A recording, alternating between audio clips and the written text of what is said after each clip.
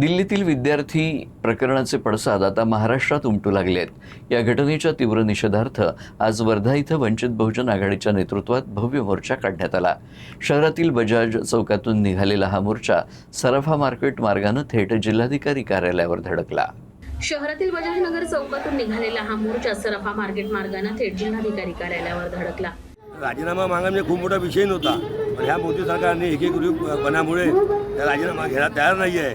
त्याकरते आज आम्ही बाळासाहेब आंबेडकरांनी महाराष्ट्र बंदची हाक दिली होती, त्यांच्या समर्थनाने आज वर्धा जिल्ह्यामध्ये सर्व सहविचारी पक्ष संघटन यांनी एक समर्थन मोठा मोर्चा करण्यात आला। खूप मोठा आमचा यशस्वी झाला। अगर याचा राजीनामा नाही झाला तर आम्ही असं आंदोलन नेहमी चालू ठेवू। विशेष म्हणजे आंदोलनाला विविध राजकीय पक्ष, सामाजिक आणि आंबेडकरी संघटनांनी जाहीर पाठिंबा दिला। ह्या मोर्चाला आमचा जाहीर पाठिंबा आहे आणि दिल्लीला जे कार्यकर्त्यांवर, मुलांवर, एज्युकेशनच्या संपूर्ण टीमवर जे भ्याड हल्ला करण्यात आला आहे, ज्या विद्यार्थ्यांना खूप अमानुषपणे मारण्यात आलेला आहे, त्या अमानुषपणेचा आम्ही जाहीर निषेध करतो। विद्यार्थ्यांना न्याय मिळवून देण्यासाठी वर्ध्यात आज एकजुटीचं मोठं शक्ती प्रदर्शन पाहायला मिळालं। व्यापाऱ्यांनी स्वयंस्फूर्तीने आपली प्रतिष्ठानं बंद ठेवली, यामुळे शहरातील दैनंदिन व्यवहारावर परिणाम झाला।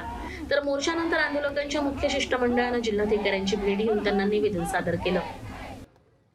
जे जंतर मंतर जे विद्यार्थ्यावर जो भ्याड हल्ला झालेला आहे त्या निषेधात आम्ही वर्धा जिल्ह्यात इथे सर्व पक्षीय नेतृत्वात मोर्चा काढलेला आहे आणि हा जो प्रधान आहे आम्ही त्याचा इस्तिफा मागत आहोत आणि जर तुम्ही इस्तिफा दिला नाही तर याच्यापेक्षा तीव्र निषेध आणि आंदोलन करू असे आम्ही सर्वांना सांगतो।